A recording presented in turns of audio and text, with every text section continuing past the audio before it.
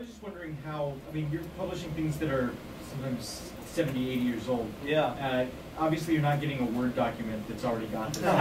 How do you transfer this stuff from these old pulp magazines into the printed page that we buy? Magic of Sutter. We have a typist in Texas. We looked around at a lot of different typists and found one who, legitimately loves old pulp fantasy. And so we sent her the books, she types them, and then sends the manuscript back to us.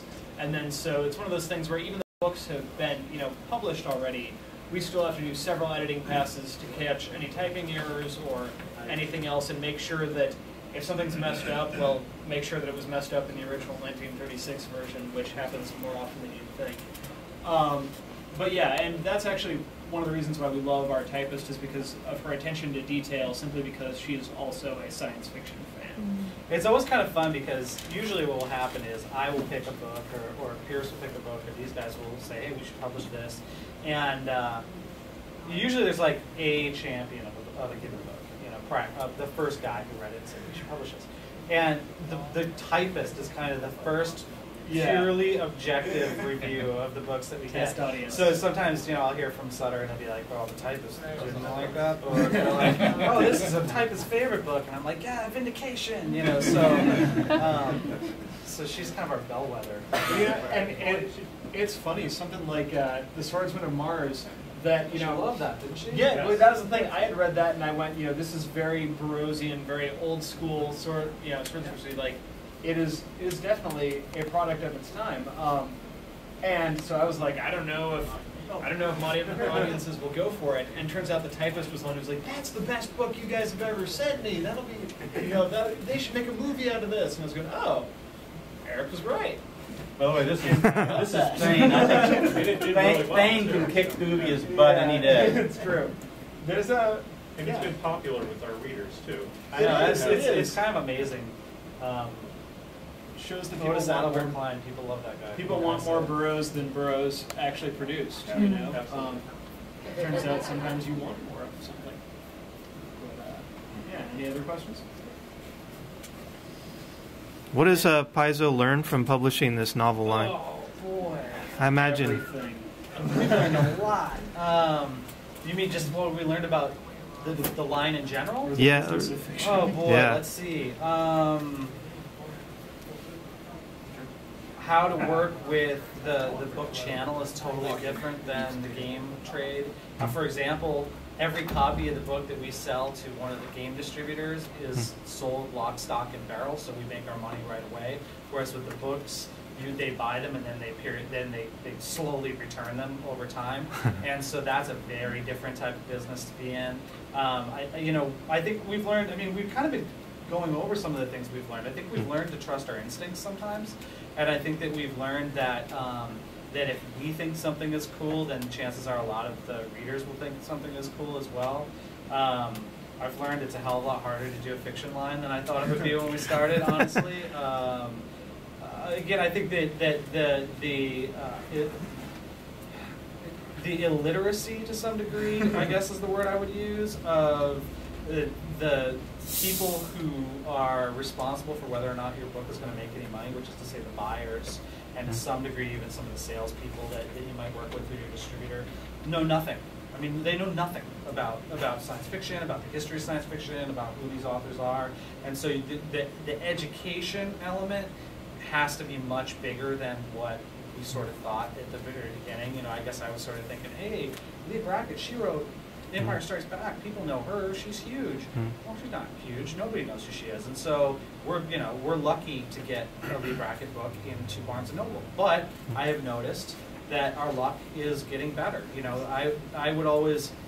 There's nothing worse for a publisher to go into a bookstore or a game store, which is even worse for me, and look and then not see our products there. It makes me want to cry. And so the Barnes & Noble by my parents' house in Minnesota, where I just visited last week, every time since we launched the line, I'll go there, look for our books, and they never have been there. Now, Barnes & Noble's carry our books on a lot of locations, but this one, they never had a Plant Stories book, and I just wanted to scream every time I was in there. They had all kinds of other crap, but they didn't have our books, you know. And we made crap too. And so, but this time I went in there and I'm like, it's not going to be here. And I'm just kind of scanning. Oh, holy crap! They got 4 of our Lee Brackett books, and they had one of our other books, and they didn't even have the Howard book, which is the one that we usually see. So it's starting to change. We're starting to build up relationships with the right people that you need to build up. Yeah, I think relationships with. you learn that it takes about 3 to 5 years for the people who are responsible for putting these books out in front of the public to even get an idea that you exist. You just kind of, it's kind of like you hang around and Yeah. and after 3 or 4 years, oh, okay, I'll take some of those. Yeah. It's not immediate. I think we've also learned a lot the value of community in promoting anything. Because one of the strongest things, clearly we have a strong RPG community.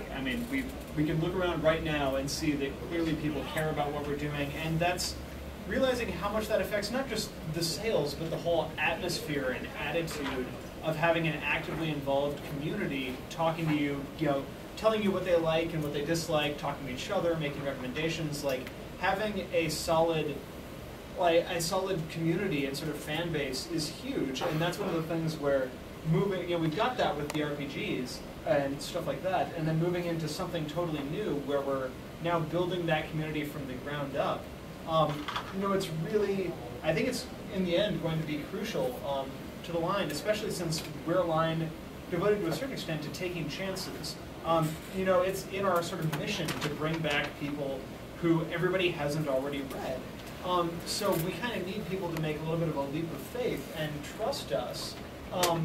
We're starting to see it. We're starting to see people hang out on our message boards, and because we sit on there. Like if somebody reads one of our books and wants to come on the message boards and talk to us about it, within 10 minutes you'll probably have 3 of us every single day.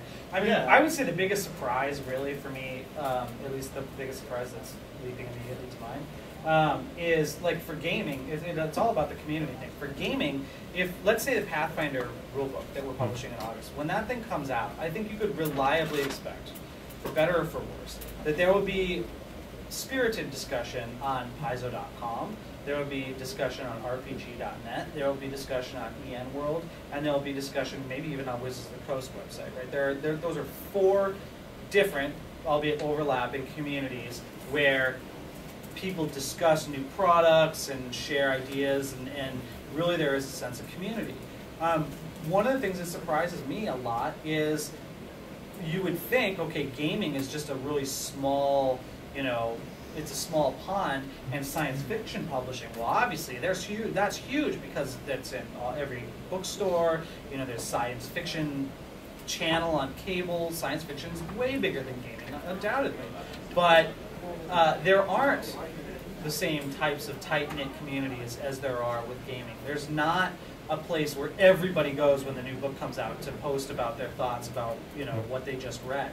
And so there are little ones, and a lot of people have favorite blogs and stuff like that, but it's been really difficult to find kind of, hey, where should we go to kind of push our books or find out what people want to read and stuff. I'm still kind of at a loss for a EN World style science fiction community that is, does anyone know of one? Do any of you guys visit a science fiction website? No. See, there's nothing, which is shocking, which is really stupid, but that I think has been the biggest surprise for me. That's why we're also, to a certain extent, trying to build that as much as we can, stemming out of our lines, but the Plant Stories section of our message boards, we encourage anybody who wants to hang out there and talk, essentially shop, with us or with other people. Like, there's a lot of cool folks who are really knowledgeable about the history of science fiction on there, and we still learn fascinating things from some of the people who just hang out on our boards. I would say that the requests thread, there's a thread called Requests, where people just say, hey, I think we should publish Princess of Mars every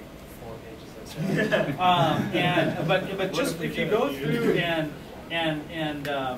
read that, that thread in and of itself is kind of an education course in the history of science fiction. And there are authors that that we are considering publishing today that I'd never heard of if not for that thread. And so it's a very we want to always kind of have it be a give and take, and always want to be communicating. I think we're over. So I think that's it. Thanks everybody. Yeah, thanks for coming.